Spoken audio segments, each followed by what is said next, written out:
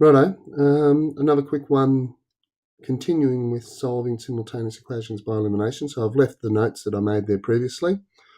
And we're now going to have a look at, we did 4b and 5b.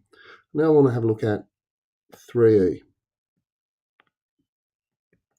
So if I look at 3e, there's the equations there up the top, and I get 2x minus 3y equals 2. Call that equation number 1. And I've got minus 5x plus 3y equals negative 4. That's equation number 2. Now, again, the first step, make one of the variables, that's a primary numeral, the same size in both equations. Well, I've got 3y's in both equations. So I can eliminate these by either adding or subtracting. Well, which one do I do? I note that the sign in the equation number 1 in front of the 3y is negative, and the sign in front of the 3y in equation number 2 is positive. So they're different signs. So I'm going to add these equations. Now, it doesn't matter what order you add in. So I get 2x plus negative 5x. Well, that's negative 3x. Negative 3y plus 3y, well, that eliminates. Put my equal sign. 2 plus negative 4. And that gives me 2. Now, this is worrying me because I think I've written the equation down incorrectly. Yes, it is negative 2. Why did it worry me? Because I knew that the answer was going to be a fraction. And in most of the ones that these would be setting, the answers are going to be whole numbers. In real life, they won't be, but here in this exercise, they will. So now when I add this, now that it's negative 2 plus negative 4, I get negative 6. I divide by the negative 3, and I'll get x equals 2. I'm going to sub that into either one of these equations. It doesn't matter which. If I do it into equation number 2, then my y will be positive. So I'm going to do it into that one.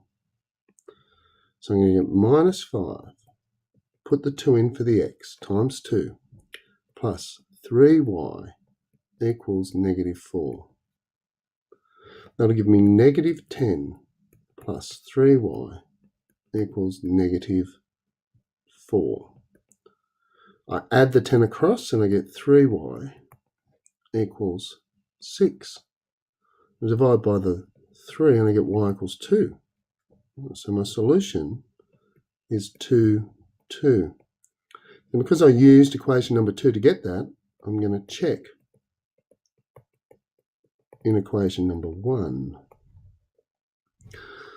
Now, I'm going to put them in, and I get 2 times 2 minus 3 times 2, which equals 4 minus 6, which equals negative 2. And I look up, and that's what it is, so I know I'm correct. Now, I want to do another one. So there it is, there's my solution. I want to do another one where the variable isn't the same. So I'm going to have a quick look here at some of these questions, and I'm going to do 6c. Let's have a look at 6c. Now my two equations are minus x plus 4y equals 2. Call that equation number 1. And 3x